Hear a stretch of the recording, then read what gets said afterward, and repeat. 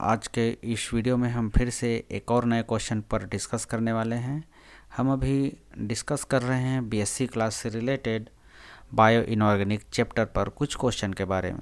आज का क्वेश्चन रहने वाला है मायोग्लोबिन। इस पर किस प्रकार से क्वेश्चन पूछा जाता है इसके बारे में डिस्कस करेंगे। हेलो दोस्तों, मेरा नाम है योगेश साहू और आपका मेरे यूट्यूब चैनल योगेश केमिस्ट्री में स्वागत है।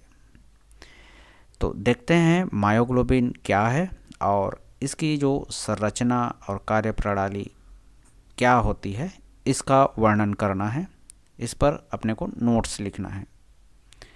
तो देखते हैं इसके बारे में मायोग्लोबिन क्या है। तो इसका आंसर हम कैसे करेंगे। मायोग्लोबिन हीमोग्लोबिन के जैसा ही संरचना रखता है, बस इसमें फ़र्क इतना होता है कि मायोग्लोबिन में सिर्फ एक ही हीम वर्णक होता है और हीमोग्लोबिन में 4 हीम वर्णक एक यूनिट में पाया जाता है। मायोग्लोबिन ऑक्सीजन को जैविक उपापचयी मतलब बायोलॉजिकल मेटाबॉलिक प्रोसेस के लिए ये क्या करता है, स्टोर करके रखता है, संग्रहित करके रखता है। इसके संरचना के बारे में बात करें तो जैसे कि हम बताए, यह हीमोग्लोबिन के समान ही संरचना रखता है, स्ट्रक्चर रखता है। अंतर सिर्फ इतना ही है कि हीमोग्लोबिन में 4 यूनिट्स पाए जाते हैं, एक यूनिट में 4 सब यूनिट होता है, मतलब 4 हीम ग्रुप होता है। मायोग्लोबिन में सिर्फ एक ही हीम ग्रुप होगा, बाकी स्ट्रक्चर पूरा का पूरा सेम होता है। तो हीम का अणुसूत्र जो होता है जैसे कि हम जानते हैं पहले से ही C34 H32, नाइट्रोजन 4 और ऑक्सीजन की संख्या भी 4 और एक आयरन होता है एक हीम यूनिट में। इसमें 2 प्रोपाइल कार्बोक्सिलिक ग्रुप होता है तथा 2 इथिनील ग्रुप होता है। पूरा अगर इसका डिटेल चाहिए तो आप हीमोग्लोबिन के चैप्टर वाला वीडियो को आप देख सकते हैं, वहाँ पर इसका पूरा डिटेल स्टडी मिल जाएगा। इसके चारों इसमें जो 4 पायरोल रिंग होता है, चारों पायरोल चक्र एक दूसरे से मिथाइन ब्रिज से जुड़ा होता है और चारों पायरोल चक्र में एक मेथिल समूह होता है। ठीक है, चक्र के मध्य भाग में आयरन होता है। जब आयरन हीम में अगर आयरन +2 ऑक्सीकरण अवस्था में पाया जाता है तो इसे हम हीम या हीम प्रोटीन के नाम से जानते हैं। अच्छा, इसका स्ट्रक्चर जैसे कि हम पिछले वीडियो में बात कर चुके हैं वैसा ही सेम स्ट्रक्चर यहाँ पर भी रहेगा। इसमें मात्र एक हीम समूह होता है और एक पॉलीपेप्टाइड समूह होता है। पॉलीपेप्टाइड ग्लोबिन प्रोटीन होता है जो हीमोग्लोबिन में भी पाया जाता है, इसमें भी होता है। इसमें सिर्फ एक ही हीम समूह होगा मायोग्लोबिन में। यह अल्फा हेलिकल एक नाभिकीय प्रोटीन होता है। ठीक है, उसमें हम अल्फा और बीटा के बारे में बात करते हैं, सिर्फ इसमें अल्फा चयन होता है। यह पॉलीपेप्टाइड श्रृंखला 153 अमीनो एसिड से बनी होती है और मायोग्लोबिन का जो वेट होता है, भार होता है, वो अणु भार 17,000 का होता है। ठीक है, और जो हम डिस्कस किए वो सारा पॉइंट यहाँ पर हम इस प्रकार से इसका जो स्ट्रक्चर देखना चाहें तो स्ट्रक्चर में हम कुछ इस प्रकार से देख सकते हैं जैसा कि आपको यहाँ पर दिखाई दे रहा है। ठीक है, ऐसा स्ट्रक्चर हम इसमें बता सकते हैं। और इसमें हम क्या क्या देख सकते हैं, तो इसमें हम देख सकते हैं, तो देखिए यहाँ पर ये मेथिल समूह होता है चारों पायरोल रिंग में। ठीक है, ये 4 मेथिल समूह और यहाँ पर जो आप दिख रहे हैं ये रिंग, ये क्या होता है, एक इतना पायरोल रिंग होता है। वैसे ही आपको 4 यहाँ पर पायरोल रिंग दिखाई दे रहा है। इसका डिटेल स्टडी आप हीमोग्लोबिन के वीडियो वाले में देख सकते हैं। ज़्यादा यहाँ पर हम डिस्कस नहीं करेंगे, वीडियो लंबा हो जाएगा। ठीक है, अच्छा, इसका कार्यप्रणाली देखते हैं। तो कार्यप्रणाली में क्या क्या अपने को देखने को मिलता है, क्या खास बातें हैं, तो इसका डिस्कस करते हैं। यह मांसपेशियों में जो मसल्स होते हैं उसमें रेशों में ऑक्सीजन संचित करके रखता है, स्टोर करके रखता है। जब भी अपने को ऑक्सीजन की आवश्यकता होगी उसको रिलीज कर देगा कौन, मायोग्लोबिन। मायोग्लोबिन की ऑक्सीजन के प्रति जो अट्रैक्शन पावर होता है, आकर्षण क्षमता होता है, हीमोग्लोबिन से ज़्यादा होता है। ये याद रखिएगा। कहाँ पर, टिश्यू पर। उच्च दाब पर हीमोग्लोबिन तथा मायोग्लोबिन ऑक्सीजन के प्रति आकर्षण रखते हैं। फेफड़ों में दाब अधिक होता है, मांसपेशी में ऑक्सीजन का दाब कम होता है।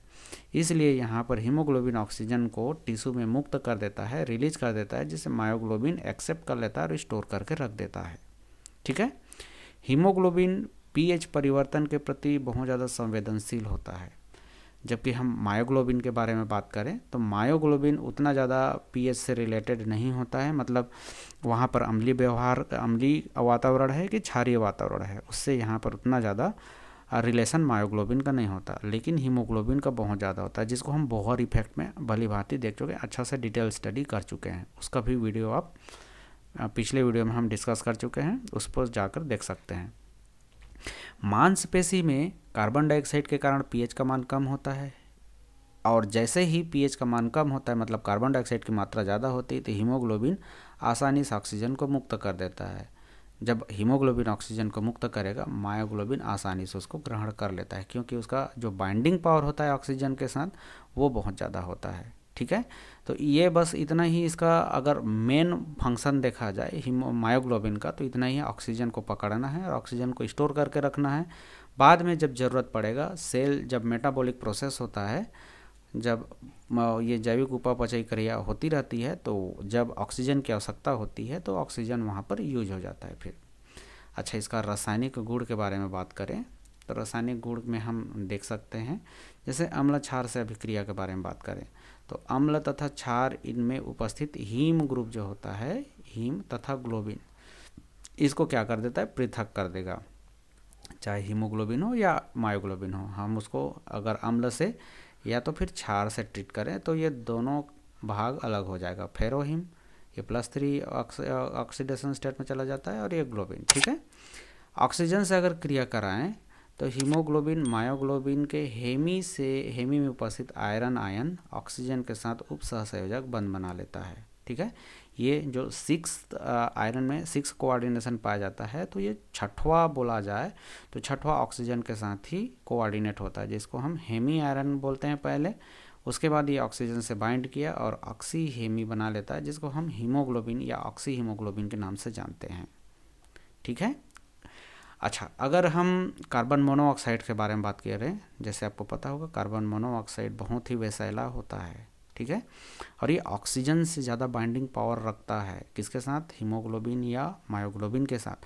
कार्बन मोनोऑक्साइड से क्रिया अगर देखा जाए तो हीमोग्लोबिन तथा मायोग्लोबिन कार्बन मोनोऑक्साइड CO के साथ क्रिया करके कार्बोक्सी हेमी संकुल बना लेता है। ये स्थायी संकुल होता है, रिवर्स नहीं हो पाता। ऑक्सीजन ट्रांसपोर्टेशन कम हो जाता है, और जैसे ही सेल में ऑक्सीजन की कमी होता है, सेल डेथ होना शुरू हो जाता है। ठीक है, इसलिए बहुत ज़्यादा विषैला होता है ये कार्बन मोनोऑक्साइड। अच्छा, इसका ऑक्सीकरण देखा जाए, ऑक्सीकरण हम कैसे कर सकते हैं, तो हीमोग्लोबिन या मायोग्लोबिन के हेमी समूह का आयरन ऑक्सीकरण Fe3+ में ऑक्सीकृत हो जाता है। हेमी समूह का आयरन, ठीक है, ऑक्सीकरण के द्वारा। इसके लिए हम कोई उपयुक्त एजेंट रखेंगे, ऑक्सीकरण करेंगे, तो ये मेट मायोग्लोबिन बना लेता है, जो +3 कंडीशन में होता है।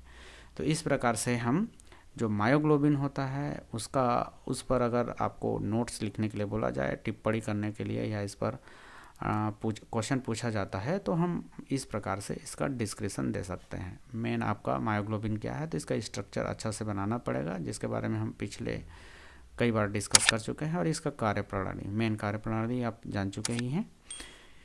ठीक है, तो वीडियो अच्छा लगा होगा तो वीडियो को ज़रूर से लाइक कीजिएगा, अपने दोस्तों के साथ शेयर कीजिएगा। वीडियो को छोड़ने से पहले वीडियो में बने रहने के लिए धन्यवाद।